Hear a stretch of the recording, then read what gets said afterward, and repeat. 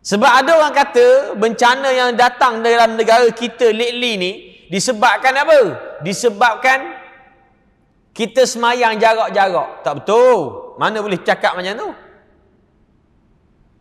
Batu kita nak tak nak tuan-tuan dia kena mengaji dalam bab ini.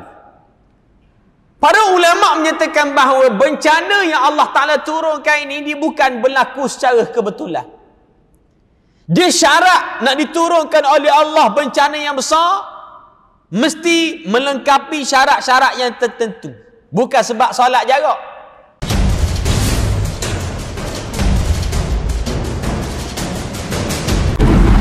وصفيه من خلقه وخليله بلغ الرسالة وأدى الأمانة ونصح الأمة وجاهد في سبيل الله حق جهاده اللهم صل وسلم وبارك على سيدنا محمد وعلى آله وصحبه أجمعين ومن سار على نهجه ومن تمسك بشريعته ومن اهتدى بهديه واستنى بسنته إلى يوم الدين أما بعد.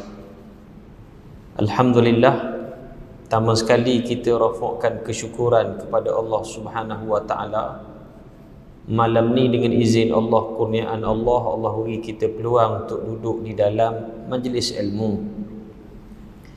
Allah beri ruang izin untuk kita menjadi tetamu Allah Ta'ala, dan bersyukurlah kepada Allah kerana dalam ramai-ramai orang Allah Ta'ala masih tetap memilih kita untuk menjadi tetamu dia pada malam ini. Sebab kita sedia maklum, bukan semua orang Allah Ta'ala pilih untuk menjadi tetamu dia. Bagaimana kita ni, kalau nak pilih tetamu di rumah, kita takkan pilih semua orang. Mesti orang yang kita berkenan saja kita ambil dia tetamu. Demikianlah Allah Ta'ala bila memilih tetamu-tetamu dia, Allah hanya pilih orang yang tertentu sahaja. Yang mana Allah kenal hati budinya, Allah nak beri kebaikan dalam jiwa dia. Lalu Allah detikkan hati dan Allah beri kudrat kekuatan dapat hadir di dalam majlis ilmu, walaupun hanya sekejap saja. Itulah maknanya Allah masih sayang kepada hamba-hamba. Jadi tuan-tuan sekalian, kita minta pada Allah mudah-mudahan apa yang Allah beri malam ni, kita minta Allah beri berkat. Dan kita juga minta kepada Allah Ta'ala supaya istiqamahkan kita dalam ketaatan seperti ini. Amin ya Rabbal Alamin. Tuan-tuan sekalian, kita ni sedang pun berada di akhir zaman. Akhir zaman ni tuan-tuan sekalian, kita sedia maklum bahawa macam-macam benda yang pelik akan berlaku. Benda yang kita tak, kadang-kadang kita tak jangka pun benda ni. Macam virus Covid kan, dah 2 tahun, nak masuk 3 tahun dah lah kita ni. Dulu kita tak pernah menjangkakan bahawa virus ini berlaku begitu besar, sehingga kan ramai yang terkesan dengan bala bencana ini. Dan itu menunjukkan bahawa ini sebenarnya akhir zaman yang Allah Ta'ala jadikan sedemikian. Dan akan datang, akan berlaku macam-macam benda lagi yang kita tak dapat jangka. Sebab itu tuan-tuan sekalian, sekarang ni dulu kita dengar masa tu kan virus Covid ni biasa je. Lepas tu timbul satu varian yang baru dinamakan Delta. Ini katanya lebih berbahaya daripada virus yang biasa, disebabkan berlaku jangkitan atas tiap-tiap seorang itu dengan varian ini adalah lebih cepat dan lebih ganas. Maka selepas daripada itu pula keluar lagi dipanggil Omicron, lagi dahsyat daripada Delta. Kemudian ada satu lagi keluar dipanggil Delta Cron, gabungan antara kedua-dua ni. Jadi macam-macam nama keluar, akan datang mungkin Transformer ke apa, wallahualam. Dia keluar pelik-pelik dah sekarang. Benda ini sebenarnya bila berlaku benda macam ni, kita kena faham bahawa kita sedang berada di fasa akhir zaman. Makna tidak ada lagi zaman yang baru selepas daripada ini, tak ada. Kerana lepas daripada zaman kita Nabi umat Nabi Muhammad sallallahu alaihi wasallam, itu telah pun dikira berlaku kiamat. Maknanya akhirat itu akan berlaku setelah zaman ini. Kalau dulu waktu Allah Ta'ala bangkitkan Nabi-Nabi terdahulu, bila musnah saja sesuatu kaum, Allah ganti dengan kaum yang baru, turun Nabi yang baru, syariat yang baru, kitab suci yang baru. Maka Nabi SAW ini dipanggil penyudah bagi segala Nabi, Khatamun Nabiyyin. Nabi ini ialah Khatamun Nabiyyin, penyudah bagi segala Nabi. Tidak ada lagi Nabi setelah aku, kata Rasulullah. Mana kita umat yang terakhir. Bila kita ni umat yang terakhir, maka bersedialah untuk menghadapi akhir zaman itu saat kehancuran yang Allah Ta'ala janjikan dalam Al-Quran, yang Nabi sebut banyak kali dalam hadis-hadis baginda sallallahu alaihi wasallam.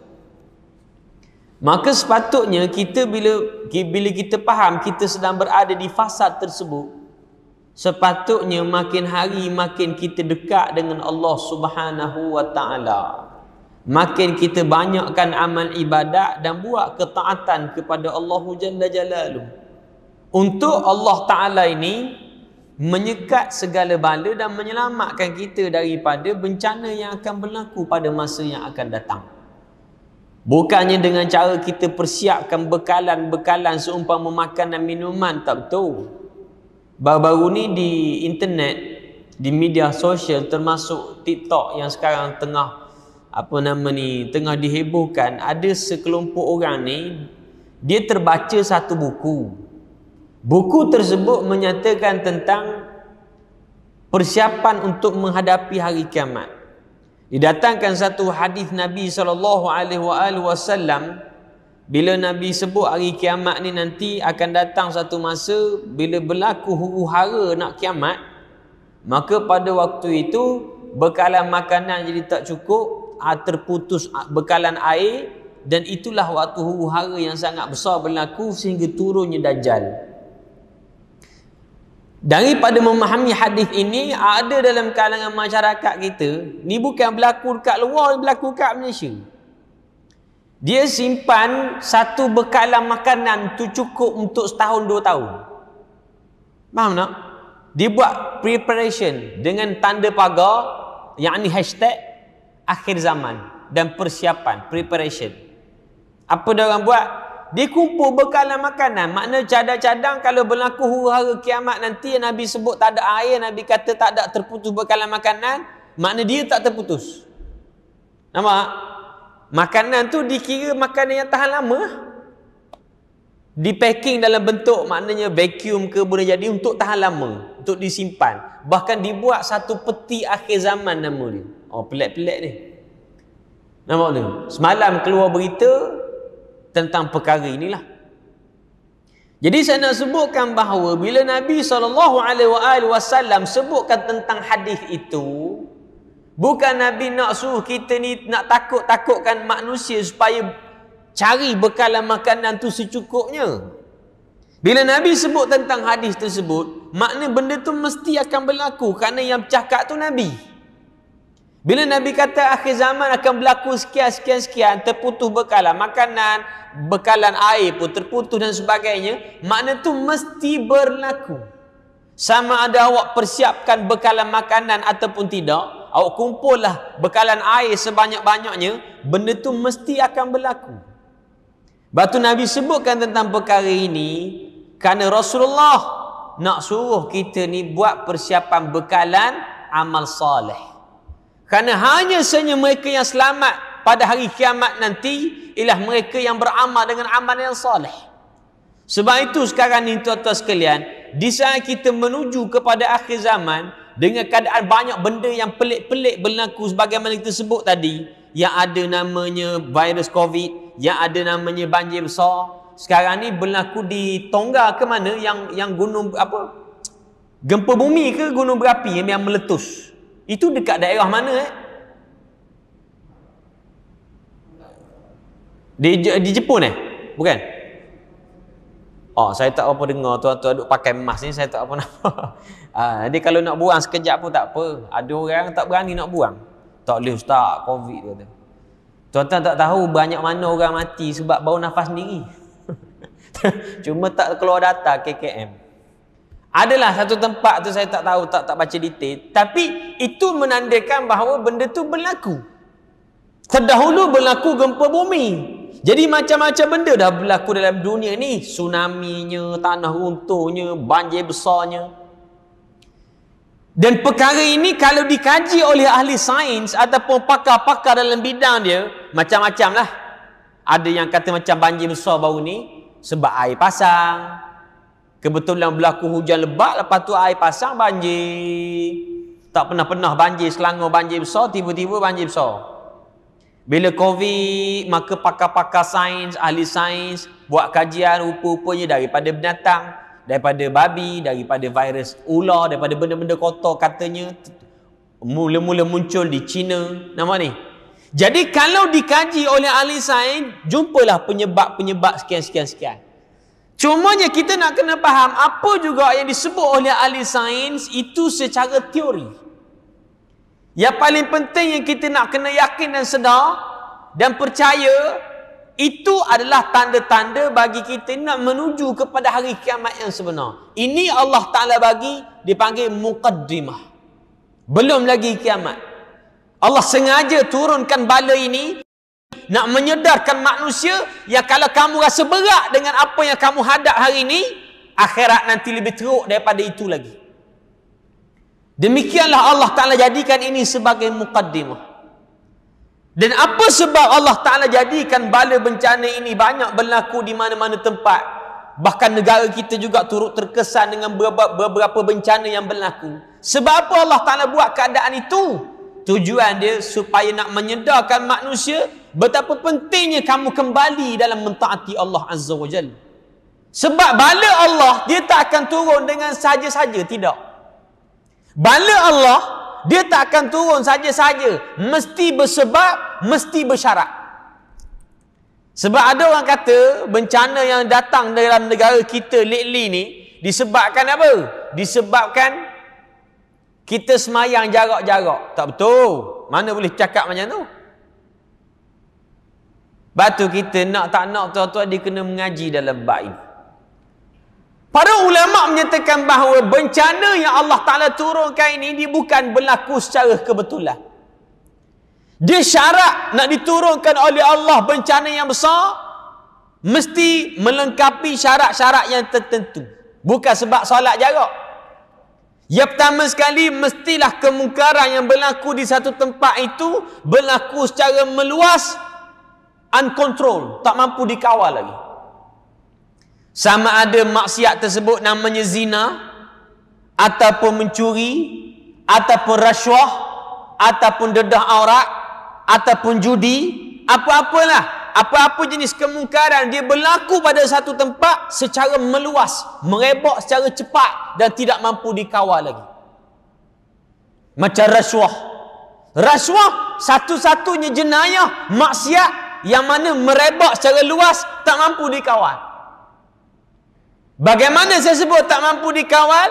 Bagaimana mungkin tuan-tuan orang boleh pergi umrah dalam keadaan tak divaksin 2 dos penuh lengkap, tapi boleh pergi keluar umrah? Keluar berita menyatakan bahawa ada klinik-klinik swasta yang tertentu yang keluarkan sijil palsu. Bagaimana pula lepas daripada airport border nak pergi ke Mekah, nak keluar ke Arab Saudi? Ini menandakan bahawa berlakunya rasuah dalam kalangan mereka. Ini menandakan bahawa rasuah ini satu maksiat yang meluas berlaku, tak dapat dikontrol lagi dah. Berlaku kepada dalam kalangan pemimpin, berlaku dalam kalangan rakyat, ini berlaku secara meluas. Sehingga 2 minggu lepas, JAIS, Jabatan Agama Islam Selangor, keluarkan satu teks khutbah yang begitu hebat, yang begitu berani, tak pernah dikeluarkan sebegitu rupa. Tajuk khusus mana-mana khatib yang baca khutbah, tajuk dia apa dia? Rasuah. Kalau tuan-tuan dengar baik-baik teks tersebut, semua yang disebut itu tidak ada tapisan dan tak berlapik langsung dibaca. Tuan-tuan dengar tak? Tak tahu, takut tuan-tuan tidur masa khutbah. Saya nak no comment lah macam mana. Nah, biasa saya kalau khutbah Jumaat tuan-tuan, saya akan ubah sedikit teks. Ubah ni maksudnya bukan mengubah maksud, tapi mengubah supaya diringkaskan. Sebab kadang-kadang teks khutbah yang dikeluarkan oleh Jais ni, dia ada panel-panel khutbah yang apa nama ni, yang buat finalizekan teks khutbah ni. Ada panel dia. Kadang-kadang panel ni dibuat teks khutbah yang dikeluarkan ini dikeluar dah sekian lama pun dikeluarkan. Tinggal lagi nak terbitkan pada setiap hari Jumaat. Nampak ni? Cumanya kadang-kadang bila dia dah memang prepare lama, tunggu nak keluar, dia tak lihat dari sudut masa waktu zuhur masuk pukul berapa, faham tak? Sebab kita waktu zuhur kadang-kadang masuk awal, kadang-kadang masuk lambat. Macam baru ni masuk lebih kurang 1.25, 1.27 lambat.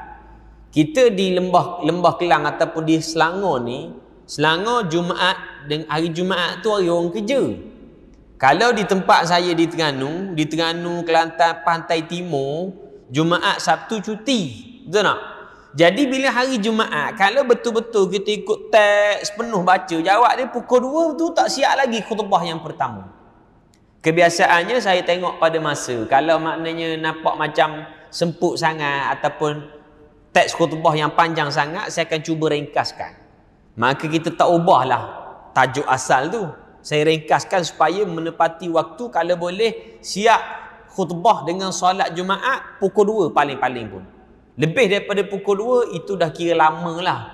Kita nak meraihkan jemaah yang datang ramai pada hari tersebut. Tapi 2 minggu lepas bila teks khutbah keluar tentang rasuah, saya tidak sikit pun mengubah. Maknanya tak sikit pun mengubah teks panjang ke tak panjang, sebab bila saya baca, saya teliti, semua poin-poin yang dikeluarkan oleh Jais ini ialah poin-poin yang penting yang nak tak nak awak kena sebut berkenaan dengan rasuah. Ini yang Nabi ingatkan dalam hadis. Nabi kata ar-rashi wal murtashi finnar. Orang-orang yang rashi, orang yang rasuah dengan penerima rasuah, semua dihumbankan oleh Allah Ta'ala dalam api neraka. Dan rasuah ini merebak begitu luas. Dan bukan itu saja maksiat yang berlaku pun, banyak lagi yang tak mampu saya nak sebutkan di sini. Bila maksiat itu berlaku meluas, itu melengkapi syarat yang pertama, Allah nak turunkan bala bencana. Syarat yang kedua, mestilah orang-orang alim, orang-orang beriman yang di dalam kawasan tersebut mendiamkan perkara kezaliman. Dia tengok maksiat kemungkaran berlaku secara meluas, orang alim duduk diam, tak menyatakan yang benar itu benar, yang salah itu salah. Tak berani. Maka bila orang alim, orang-orang beriman mendiamkan kebenaran, cukup 2 syarat ni, Allah turunkan bala bencana yang besar. Tak kisahlah namanya Covid, namanya banjir, gempa bumi, tsunami, itu syarat. Jadi lepas daripada ni cukuplah kita duk cakap bala Allah ni datang kerana semayang jarak. Semayang jarak ni satu keperluan dan kewajipan. Bukan ini sunnah yang diajar oleh Nabi SAW. Sunnah macam mana pula ustaz? Nabi semayang jarak ke? Nampak ni, kan bukan ada hadis yang menyatakan bahawa Nabi suruh kita rapatkan saf. Betul, itu juga sunnah. Satu sisi yang lain, Rasulullah SAW menganjurkan supaya kita ini berikhtiar, supaya menjaga keselamatan diri, tidak memudaratkan diri sendiri, tidak memudaratkan orang lain. Maka kaedah semayang jarak di musim pandemik seumpama ini menjadi satu sunnah, kerana Nabi suruh kita jaga diri. Sebab saya sebut macam ni, sebab ada setengah tempat, terutama di surau-surau kecil yang makna orang tak aim sangat, dia dah mula solat rapat-rapat. Sedangkan kaedah fiqh menyatakan bahawa la darar wa la dirar. Jangan kamu apa? Jangan kamu memudaratkan diri sendiri dan jangan mudaratkan orang lain. Hukumnya haram. Sebab itu bila disebutkan oleh para ulama tentang kaedah ini, maka disemayang jarak. Sebab untuk menjaga diri sendiri daripada berlakunya jangkitan. Sebab masing-masing kita tak tahu siapa-siapa. Mungkin dalam ramai-ramai kita ni, meskipun awak telah lengkap dos vaksin, mungkin dalam kalangan kita ada yang maknanya berisiko tinggi untuk dijangkiti. Mungkin dalam ramai-ramai ni ada yang positif COVID. Kita tak pernah tahu. Sebab orang yang kena jangkitan positif COVID ni, tuan-tuan, dia tak ada tulis atas dahi. Tak ada tulis. Dia tak ada tanda. Kadang-kadang tak ada gejala. Kadang-kadang ada gejala. Macam malam ni, kalau ada yang positif COVID, kita tak tahu gejala, tak ada. Cuma kalau ada gejala tu boleh nampak lah sikit-sikit. Mungkin apa ni, ngantuk mata nak tidur, tu gejala COVID juga tu. Apa ni, terus segar mata. Takut rupanya. Nampak ni? Jadi sembahyang jarak ini satu keperluan sekarang ini yang mesti kita patuhi. Sebab ulama-ulama dalam mengeluarkan hukum ni, dia bukan main suka-suka hati nak keluar. Dibincangkan dengan jawatan kuasa fatwa daripada ulama-ulama yang mengajinya puluhan tahun. Buka berlambak-lambak kitab untuk mengeluarkan satu-satu hukum, keluarkan satu fatwa untuk diamalkan oleh masyarakat dalam kalangan kita. Jadi ini syarat dia. Maka dengan sebab itu Nabi SAW menyatakan bahawa di saat berlakunya akhir zaman, awak tak ada pilihan lain kecuali beramal soleh. Amal soleh. Allah turunkan bala, Allah turunkan bencana, nak suruh kita balik semula pada dia. Kembali mentaati perintah Allah Subhanahu wa taala. Itu ubat yang paling kuat. Kerana kita sedia maklum bahawa bencana yang turun hari ini ialah kerana dosa-dosa hamba-hamba ni. Bala bencana yang turun hari ini kerana maksiat tu berlaku secara meluas. Macam kita sebut syarat-syarat tadi itulah. Jadi tujuan Allah Ta'ala jadikan bencana, Allah turunkan bala di akhir zaman lagi teruk, nak suruh kita balik beribadat pada Allah Ta'ala. Bertaubat daripada segala dosa-dosa yang ada. Memang siapa pun yang bertaubat daripada dosa-dosa dia, Allah Ta'ala akan jaga sisi kehidupan dia daripada terkena bala-bala. Orang mukmin Allah Ta'ala akan jaga daripada seterusnya. Dalam hadis yang disebutkan oleh Nabi SAW, hadis yang lain, Nabi kata wukila bil mu'minin mi'atun wa sittin malakan. Allah Ta'ala mengutuskan malaikat-malaikat kepada orang yang beriman ini seramai 160 orang pada setiap hari. Wukila bil mu'minin, Allah Ta'ala utuskan kepada orang yang beriman itu, orang beriman, orang mukmin, 160 orang malaikat pada setiap hari. Apa tugas malaikat ini? Menjaga hamba-hamba Allah yang beriman itu daripada segala seteru, daripada segala benda yang tak elok nak datang pada dia. Siapa? Khusus untuk orang beriman pada Allah Ta'ala. Sebab tu saya kata tadi, nak selamatkan diri daripada segala benda yang buruk nak berlaku pada kita, tak ada cara lain yang paling hebat, iaitulah awak kena jadi orang yang beriman. Apa dia? Orang yang bertaubat, orang yang beramal soleh, kembali taat pada Allah, buang balik sisa-sisa jahiliah yang masih duduk dalam diri kita ini. Maka disitulah Allah utuskan malaikat menjaga hamba-hamba. Sebab kadang-kadang kita ni tuan-tuan, dalam setiap hari kita sentiasa berisiko untuk mendapatkan bala daripada Allah, untuk terkena satu benda yang tak elok yang boleh datang pada diri kita setiap hari. Macam tuan-tuan, kalau hari-hari ada yang bawa kereta atas jalan raya. Atas jalan raya ni tuan-tuan, kita dua benda awak kena ingat. Sama ada kita langgar orang ataupun orang langgar kita. Kadang-kadang kita elok dah bawa kereta, tapi orang pula langgar kita, betul tak?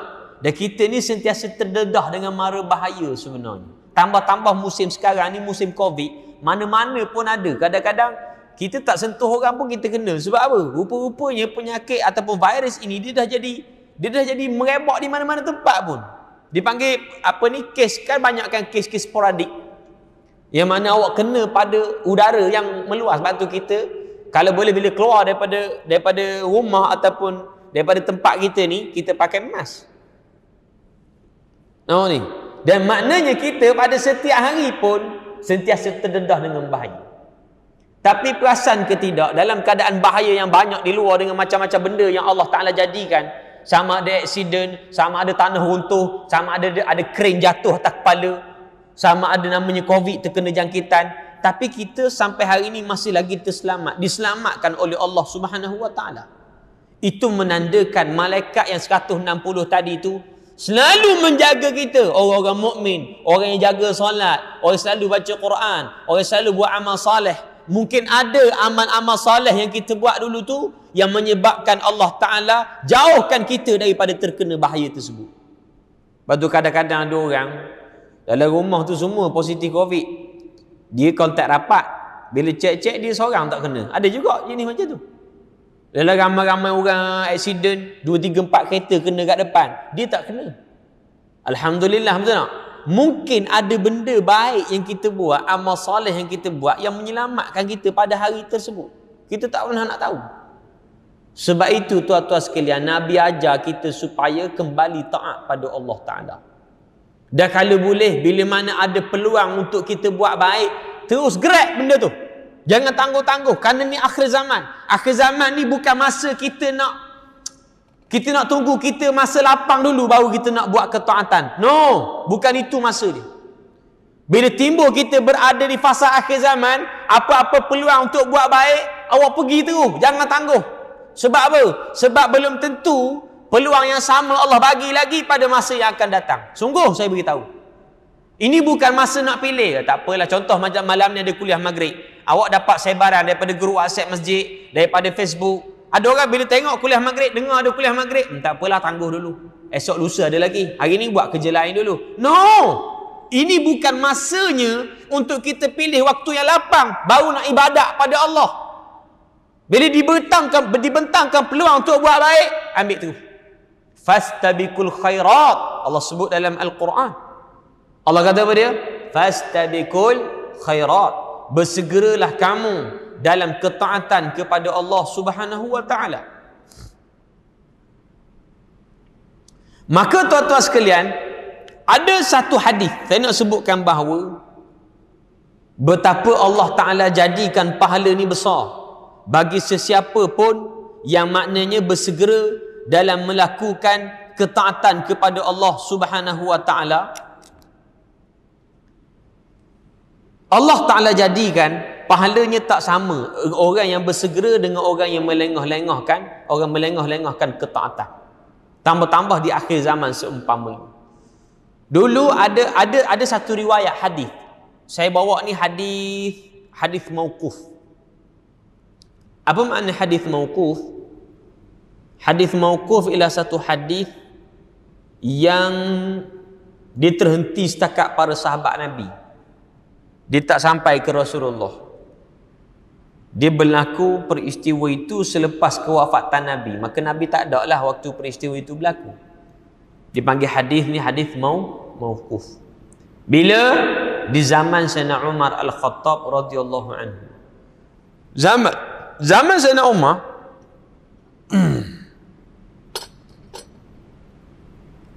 di zaman Sayyidina Umar Al-Khattab radhiyallahu anhu, baru bila mana Sayyidina Umar ni baru saja dilantik menjadi khalifah selepas kewafatan Sayyidina Abu Bakar As-Siddiq radhiyallahu anhu. Apa yang berlaku menjadi suatu tradisi daripada dulu sampai sekarang. Pada adat kebiasaannya, orang yang baru dilantik menjadi pemimpin ni ataupun menjadi khalifah ni, dia akan melantik kabinet untuk membantu urusan pentadbiran dia. Khalifah ni kalau zaman sekarang ni bagi macam Perdana Menteri lah. Zaman dulu dipanggil khalifah.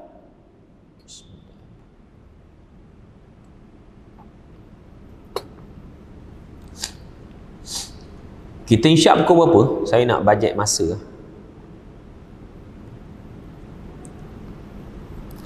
Pukul berapa tuan? 3:07 kan?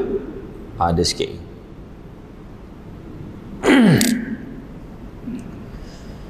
Menjadi pada adat kebiasaan mereka yang baru dilantik menjadi pemimpin ni, dia akan tubuhkan satu jemaah kabinet yang baru untuk membantu urusan pentadbiran dia.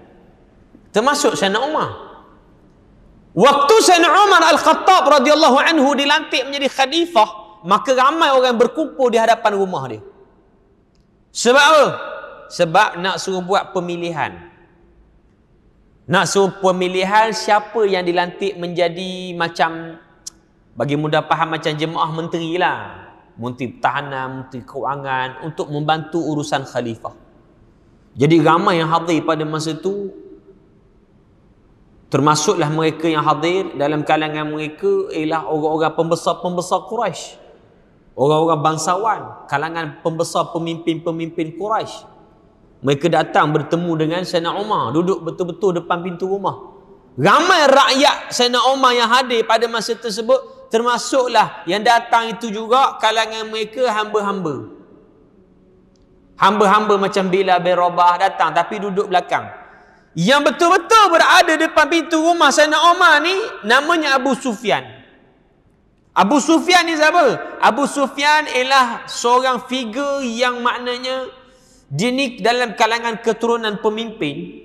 Dia pernah menjadi pegawai kepada Abu Jahal di zaman jahiliyah dia. Kan Abu Jahal kan? Maknanya ada pegawai-pegawai dia. Jadi Abu Sufyan salah seorang. Siapa lagi? Suhaib bin Amr. Ini juga dipanggil pegawai-pegawai Abu Jahal di waktu Abu Jahal masih hidup dululah. Jadi umur dia panjang sampai zaman Sayyidina Umar dia masih hidup. Jadi bila Sayyidina Umar dilantik menjadi khalifah, dia berkumpul depan rumah Sayyidina Umar yang duduk betul-betul depan pintu rumah, mana cadang-cadang kalau Sayyidina Umar buka pintu, nampak terus dia. Siapa? Abu Sufyan. Apa tujuan dia duduk depan pintu? Kita kira macam dia orang ni nak lobby lah. Kalau Sayyidina Umar keluar daripada rumah, nampak terus muka dia, oh aku ni, dulu ni Abu Sufyan ni kalangan pembesar Quraisy, dia ada pengalaman memimpin, so pilih lantik dia jadi menteri yang baru. Lobby lah, kita cerita lobby. Nampak ni? Jadi bila Sayyidina Umar tengok ramai yang duduk berhimpun depan pintu rumah, Sayyidina Umar keluar. Bila keluar daripada pintu rumah Sayyidina Umar, soalan yang pertama Sayyidina Umar tanya bila keluar daripada rumah dia, aina Bilal? Wa aina Salman? Wa aina Suhaib? 3 nama ni dipetik dulu oleh Sayyidina Umar. Abu Sufyan yang depan pintu tu, buka-buka nampak terus muka dia tu, Sayyidina Umar tak sebut langsung. Masa tu muka dia jadi berubah tahu tak? Muka dia automatik jadi berubah. Macam kita ni, kita mengharapkan orang kenal kita sebab Abu Sufyan, siapa tak kenal? Tiba-tiba Sayyidina Umar tak sebut nama dia, sebut 3 nama dia dulu. Bilal, Salman, Suhaib Ar-Rumi. Masa tu waktu muka dia berubah, sebut dalam riwayat ni, ada seorang sahabat namanya Suhail bin Amr. Dia ni bijak. Dia tengok situasi tu berlaku, dia kata apa dia? Dia kata, ini qad ra'aitu ma fi wujuhikum. Aku dapat tengok perubahan yang ada pada wajah kamu. Nampak obvious sangat kan? Berubah muka dia, orang tak panggil nama dia untuk pemilihan. Dia kata apa tahu? Katanya Suhaib bin Amr, dia kata, wa in kuntum ghidaban faghdabu ala anfusikum. Kalau kamu rasa nak marah dekat Sayyidina Umar, wahai Abu Sufyan, kalau kamu rasa nak marah dekat Bilal, dekat Suhaib, dekat Salman, kamu kena ingat, wa in kuntum ghidaban faghdabu ala anfusikum. Kamu kena marah diri kamu sendiri dulu. Sebab apa? Dia sambung lagi, du'iyal qaum wa du'ina fa asra'u wa abta'na. Dulu masa Nabi masih hidup, waktu Nabi bentangkan kita kepada Islam, Nabi ajak kita peluk Islam, Nabi ajak diorang peluk Islam, diorang terima terus Islam, tak lawan. Diorang terima cepat, diorang bersegera terima Islam. Kita yang lewat. Jadi kalau nak marah hari ni, marah kat diri sendiri dulu. Sebab Sayyidina Umar rupanya, Sayyidina Umar lebih memilih mereka yang bersegera melakukan ketaatan pada Allah berbanding mereka yang lambat. Memang Abu Sufyan waktu Nabi jemput kepada Islam, dia tak terima, dia lawan dulu. Abu Sufyan antara figure yang penting, antara salah seorang yang terlibat dalam peperangan Badar. Dia antara pencetus, bukan pencetus rumah. Pencetus kepada peperangan Badar tu berlaku, salah seorangnya Abu Sufyan. Dia jahat dulu sebelum Islam. Macam Bilal waktu Nabi jemput pada Islam, tak lawan, terus terima. Siap kena seksa lagi, sanggup terima. Jadi as-sabiqun al-awwalun, mereka seorang kalangan sahabat yang senior dalam Islam. Senior dalam Islam. Geng-geng senior ni kira macam Sayyidina Umar lebihkan diorang. Katanya Suhaib bin Amr, wa in kuntum ghidaban faghdabu ala anfusikum. Kalau kamu nak marah, marah kat diri sendiri dulu. Siapa suruh lawan Nabi dulu? Siapa suruh tangguh-tangguh terima Islam? Wa in hasadtumuhum ala babil umar ma a'adallahu fi jannati akbar. Kalau kamu cemburu dekat Bilal sebab Sayyidina Umar lebihkan diorang, pilih diorang dulu lebih daripada kita, kamu kena ingat akhirat besok depan syurga Allah sudah tentu Allah lebihkan diorang juga lebih daripada kita. Sebab apa dia? Sebab kamu lewat terima Islam. Suhaib bin Amr pun lambat, yang tukang cakap tu pun lambat terima Islam. Kan Suhaib bin Amr ni kan yang halang Rasulullah masuk dalam Mekah untuk buat umrah sehingga berlaku perjanjian Hudaibiyah. Perjanjian Hudaibiyah itu berlaku antara yang menandatangani perjanjian Hudaibiyah itu Rasulullah dengan Suhaib bin Amr yang tukang cakap ni. Kalau kamu dengki, cemburu dekat diorang, saya nak Umar pilih diorang tak pilih kita, kamu kena ingat akhirat besok Allah lebihkan mereka lebih daripada kita. Sebab apa? Mereka antara yang bersegera terima Islam. Di sinilah ulama mengatakan bahawa Allah Ta'ala sebut dalam Al-Quran, fastabiqul khairat, bersegera buat kebaikan, terutama di akhir zaman. Jangan tangguh. La yaj'alullahu 'abdan asra'a ilaihi, kata Imam Hasan Al-Basri, la yaj'alullahu 'abdan asra'a ilaihi ka'abdin abta'a anhu. Allah tak jadikan sama pahala mereka yang pergi kepada Allah dalam keadaan cepat bersegera dengan orang yang melambat-lambatkannya. Allah tak jadikan sama pahala. Orang yang bersegera dengan ketaatan, buat amal soleh, bila dia ada peluang buat baik, dia buat, pahala lebih besar daripada orang yang lengah-lengahkannya. Contoh, kita dengar azan, Allahu Akbar, Allahu Akbar, orang azan. Ada orang bila dengar azan, dia terus bersegera pergi ke masjid, tutup semua kedai, maknanya tengah meeting berhenti meeting, tengah politik berhenti kempen, tengah mesyuarat berhenti mesyuarat, tengah berniaga berhenti, kerana panggilan tu panggilan Allah. Bila dia sebut tentang ini, orang ni dia terus pergi bersegera untuk menuju ketaatan. Ada orang bila dengar azan, dia relax tu. Dia relax, dia tangguh-tangguh, relax buat tak tahu. Faham tak? Dia buat macam tak ada apa-apa, dia lambat. Orang ni pahalanya tak sama dengan orang cepat. Orang hanya lambat tadi tu, orang lambat tadi pahala kurang.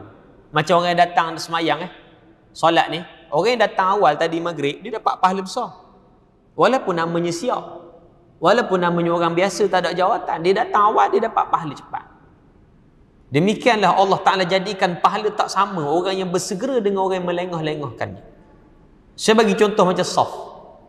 Setiap soft yang ada garis-garis ni, tuan-tuan jangan ingat soft-soft ni tujuan dia untuk nak betulkan soft semayang saja, bukan itu saja.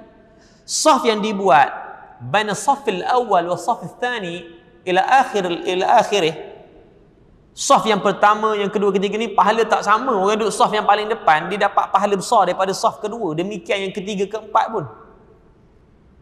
Kerana ini dalam bab bersegera. Sebab tu dalam hadis yang lain Nabi cerita apa? Nabi cerita, kalau kamu tahu kelebihan duduk di soft yang paling depan, soft yang paling yang depan, maka niscaya manusia ni dia akan sanggup buat giliran, mengundi. Mana hari ni aku duduk soft depan, esok lusa kamu pula. Sebab apa? Mengenangkan kelebihan cukup besar. Sebab tu penting untuk kita datang awal, kerana ini dalam bab bersegera dalam melakukan ketaatan pada Allah Ta'ala. Jangan tangguh dalam urusan ibadat. Ada orang datang awal dah, duduk luar dulu. Ada orang datang awal dah, bukan cari soft depan, dia cari tiang dulu. Dia cadang nak relax, nak tidur. Kacau. Pahala tak besar lah. Pahala dapat sebenarnya jemaah tu 27 kali ganda dapat belaka. Yang tak dapat kelebihan yang banyak di sisi Allah Subhanahu Wa Taala. Nampak ni? Batu kita macam malam ni ada kuliah, awak dapat info tahu daripada awal, tengok. Sebab masjid-masjid pun dah keluarkan, maknanya apa ni? Dah keluarkan skrin TV siapa yang berceramah hari ni. Betul tak? Dah keluarkan awal jadual untuk sebulan pun. Tapi kita masih lagi bertangguh-tangguh melengah-lengahkan urusan ibadah pada Allah, urusan ketaatan pada Allah. Orang ni Allah Ta'ala tak berkat hidup dia. Sebab tu saya kata, zaman ini bukan zaman untuk awak pilih masa, untuk tunggu masa lapang dulu baru nak buat ketaatan. tapi kita zaman untuk bersegera buat ketaatan semaksimal mungkin walaupun benda tu nampak kecil. Bahkan dalam bab ithar, dalam bab ithar ni, apa makna ithar? Ithar ni maknanya dalam bab melebihkan orang lain dalam sesuatu urusan. Maksudnya Imam Ibnu Athaillah disebutkan apa dia? Dia kata al-ithar bil qurbi makruh wa fi ghairiha mahbub. Ithar dalam perkara melebihkan orang lain adalah makruh dalam bab ibadat, tapi dalam bab selainnya itu terpuji, mahbub. Tuan-tuan faham tak? Faham tak? Betul faham? Kalau saya tanya tak boleh jawab. Cakaplah tak faham, saya ulang lagi. Okey, gini mudah. Saya bagi analogi mudah. Kadang-kadang tak boleh nak tinggi-tinggi sangat, takut ialah tak faham. Ithar dalam Islam ada satu bab dipanggil ithar. Ithar ialah perbuatan mendahulukan orang. Air ada segelas, tuan-tuan haus, saya beri tuan-tuan dulu. Minum dululah saya mampu kerah buat apa? Contoh. Ini perbuatan mendahulukan orang. Ini perbuatan mendahulukan orang. Dalam perkara ini dipanggil perkara yang terpuji. Faham tak? Terpuji. Tuan-tuan duduk seat dekat mana-mana lah, dekat bank ke, dekat mana-mana pejabat. Datang orang pregnant ataupun orang tua, kita bangun, kita beri dia duduk dulu. Ini perbuatan lebihkan orang, mendahulukan. Ini satu perbuatan yang dianjurkan Islam untuk dapat pahala besar. Kata ulama, dalam perkara ibadah awak lebihkan orang makruh. Ithar makruh fil ibadah. Apa contoh? Saf. Biasa perangai kita waktu nak semayang, kalau ada saf kosong kat depan, awak buat apa? Tuan-tuan buat apa? Ataupun tuan-tuan tengok orang biasa buat apa? Kita suruh orang pergi kan? Mana kalau tuan haji, dia pergi berebut. Itu satu benda yang bagus. Itu menepati syarak. Cuma ramai orang, biasanya kita akan selalu suruh orang pergi ke depan. Kita warak. Dipanggil warak tak bertempat. Tambah-tambah kalau orang tu dah tua, kita sila je pergi dulu. Mana apa? Mana engkau dah tua, kau dah nak mati esok-esok, pergi dulu buat pahala lah. Contoh lebih kau macam tu lah. Kasar sikit bahasa dia tak?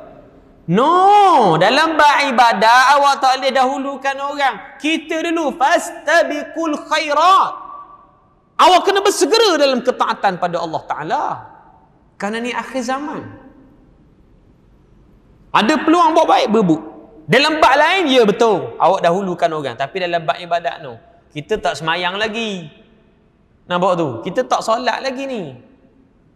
Wuduk pun tak ada. Air ada sebotol. Sebotol air ni kecil, bolehlah ambil wuduk untuk solat. Jangan kita buat warak pula. Awak ambil wuduk dululah. Saya tayamum tak apa.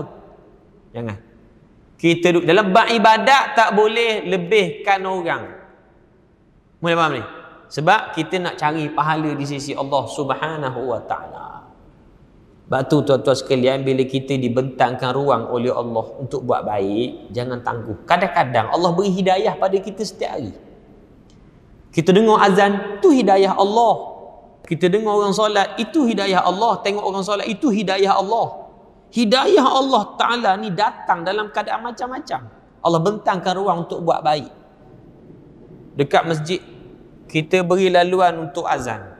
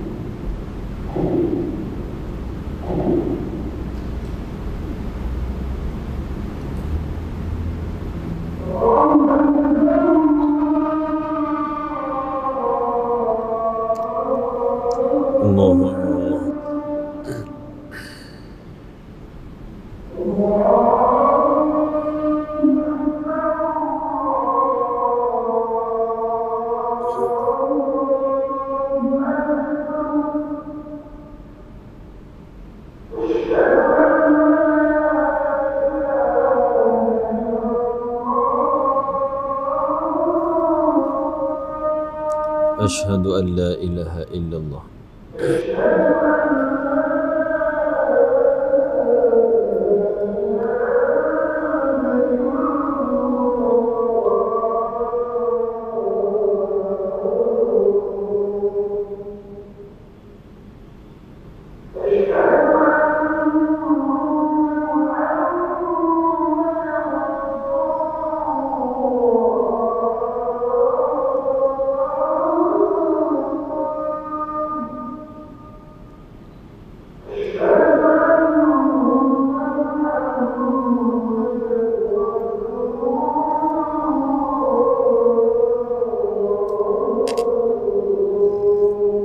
محمد رسول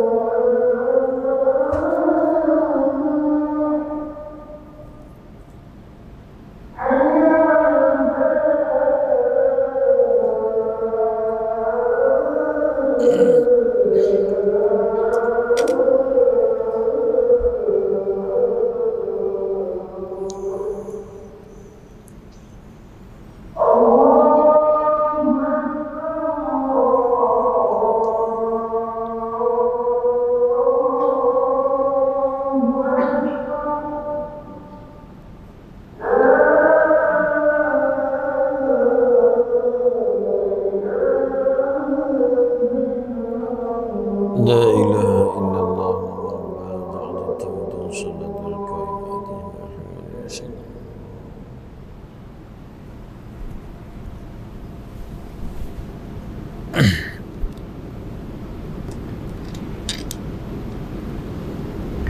Jadi ini antara benda yang dianjurkan oleh Islam untuk kita bersegera dalam setiap ibadat yang kita nak buat.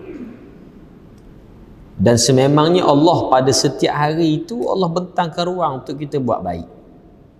Tengok orang susah tepi jalan, itu peluang awak buat baik, tapi ada orang ignorekan benda tu.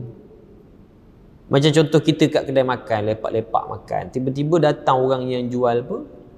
Jual tisu tu tak? Biasa jual tisu lah, jarang ada orang datang jual spare part motor ke, tak ada. Dia orang jual tisu. Itu peluang buat baik tu, Allah dah bentangkan ruang awak buat baik. Tapi ada orang dia ignore kan. Kadang-kadang kita duduk relax, datang kucing. Allah ni bila nak suruh kita nak bagi peluang kita buat baik, macam-macam benda Allah hantar. Bukan setakat manusia, kucing Allah hantar. Meja lain tak datang, kita Allah Ta'ala hantar. Miau, miau. Mana dia nak makan lah tu. Betul tak? Dia bukan nak suruh kita belah. Kita ambil makanan beri, dapat pahala. Tapi kita kadang-kadang bila tengok macam tu, ada orang geram, dia tendang kucing, ya Allah. Sampai pucung member tu. Tak boleh lah benda tu. Kadang-kadang macam malam ni, Allah bentang kita ruang buat baik. Datang. Setengah orang dia lalu tepi masjid kan. Dia dengar speaker kuat orang mengajar semua benda. Ataupun dia datang singgah solat maghrib, dengar orang mengajar. Kerja tak ada sangat, boleh je nak singgah duduk sekejap. Allah bentang. Tapi kita lebih memilih untuk ignorekan peluang yang Allah bagi. Maka benda inilah yang salah, yang sepatutnya kita ubah. Bila awak nampak je peluang buat baik, terus buat. Fastabiqul khairat. Bersegera dalam ketaatan pada Allah, jangan tangguh-tangguh lagi. Ini antara benda yang Allah Ta'ala nakkan kita buat supaya di akhir zaman ini kita diberi pahala, diberi keampunan oleh Allah dan dijauhkan dari segala mara bahaya. Saya doakan saya dan tuan-tuan, kita Allah Ta'ala beri berkat dan Allah jauhkan diri kita daripada segala bencana dan mara bahaya. Amin. Ya Rabbal Alamin. Cukup setakat itu dulu tuan-tuan malam ni. Saya sebelum habis ni kita nak ambil kesempatan untuk kita nak umumkan sumbangan dana bagi saya punya pusat tahfiz. Untuk makluman tuan-tuan, pusat tahfiz kita ni sekarang ini memang sangat memerlukan dana yang besar. Tambah-tambah pula pusat tahfiz yang saya buka ni saya beri percuma kepada semua pelajar. Makna yuran tak dikenakan 1 sen pun, awak belajar je, kitab-kitab, makan minum, pakaian semua percuma. Yang datang tempat kita ni bila percuma, ramai kalangan mereka asnaf lah, fakir miskin, anak yatim, saya ambil itu. Ada juga yang mak ayah dia berada, saya terima sebab dia perlu melalui saringan interview, saya nampak yang layak, kita terima. Tapi ramainya fakir miskin lah. Jadi tuan-tuan sedia maklum, pusat tahfiz mana-mana tempat pun dana utamanya iaitulah sumbangan orang ramai. Dia tak ada dana yang tetap. Tak ada lah orang nak sponsor, ustaz saya nak sponsor tahfiz ustaz untuk makan minum sebulan, untuk yuran-yuran pelajar, tak ada lah. Jadi dana kita tu daripada sumbangan orang ramai. Itu yang pertama. Yang kedua tuan-tuan, kita ada satu projek pembangunan yang sekarang ni sedang berjalan di Kuala Terengganu, dekat tanah yang diwakafkan oleh seorang hamba Allah seluas 4 ekar di kampung atas tol. Jadi ini hasrat saya, kita nak siapkan projek ni untuk saya buat kompleks tahfiz percuma di atas tol. Kompleks tahfiz percuma macam saya buat di Shah Alam Seksyen 7, percuma saya buat tahfiz. Yang sekarang ni dah 5 tahun dah beroperasi. Cuma saya tak puas hati dari sudut tak dapat menerima jumlah pelajar yang ramai. Setakat 25 orang ni. Sebab itu banglo yang orang wakaf. Kemudian kita buat asrama atas, bawah tu tempat belajar. Jadi ramai nak masuk, cuma tempat kita tak muat. Jadi di Kuala Terengganu ni, dalam pembinaannya, insya-Allah boleh muatkan dalam 200-300 orang. Saya buat kompleks tahfiz. Yang insya-Allah saya akan buat percuma jugalah. Memang saya niat gitu daripada balik belajar dulu. Saya memang niat nak bantu orang, nak buat kebajikan pada masyarakat. Yang paling penting saya nak galakkan orang hafal Quran. Jadi saya mohon tuan-tuan bantu kita insya-Allah. Jadi saya buka wakaf hari ni. Wakaf macam biasa, saya buka satu bahagian RM50. Tuan-tuan niat wakaf ni saya bawa ni wakaf pendidikan dan pembangunan bagi tahfiz. Jadi tuan-tuan nak derma biasa boleh, nak wakaf pun boleh. Satu bahagian RM50. Dan sebelum habis ni saya nak pesan tuan-tuan sekalian. Saya selalu pesan pada jemaah-jemaah saya. Kalau kita nak wakaf baik, nak derma baik, nak berzakat ke, jangan lupa untuk kita niatkan sekali pahala wakaf ni untuk arwah yang telah meninggal dunia. Ini dilakukan oleh sahabat Nabi dan Nabi sangat menganjurkan ini.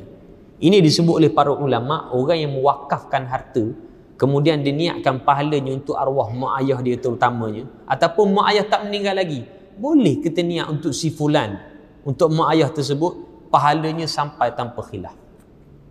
Sebab tu kita kalau untuk mak ayah wakaf buat kebajikan sebagai membalas jasa baik dia orang selama ni, saya ingat RM50 itu tak besar pun untuk mak ayah. Tuan-tuan boleh niat begitu. Ada tak bawa duit, boleh ambil nombor akaun, nanti bank in insya-Allah. Saya pun dah lama saya niatkan usaha saya uruskan tahfiz, bina pusat tahfiz ni, saya niatkan untuk pahalanya untuk orang tua saya insya-Allah. Jadi tuan-tuan pun boleh buat demikian, kerana hidup ni sangat singkat untuk kita buang masa dengan benda-benda yang lara. Baik kita kejar saham akhirat. Wallahu a'lam. Bismillahirrahmanirrahim. Alhamdulillahirabbil alamin wassalatu wassalamu ala Rasulillah wa ala alihi washabihi ajma'in. Rabbana zidna ilma, Rabbana atina fid dunya hasanah wa fil akhirati hasanah wa qina adzabannar. Wa sallallahu sallam ala Muhammad wa ala alihi washabihi wasallam. Walhamdulillahirabbil alamin. Satu lagi tuan-tuan saya lupa sebut tadi. Saya ada bawa satu jualan untuk dana tahfiz ni, tuan boleh tengoklah. Ada ikan bilik. Tuan-tuan boleh beli sambil menderma, sebab memang tu kita masukkan terus dalam untuk dana pembangunan. Ada dendengnya. Banyaklah tuan-tuan tengok. Assalamualaikum warahmatullahi wabarakatuh.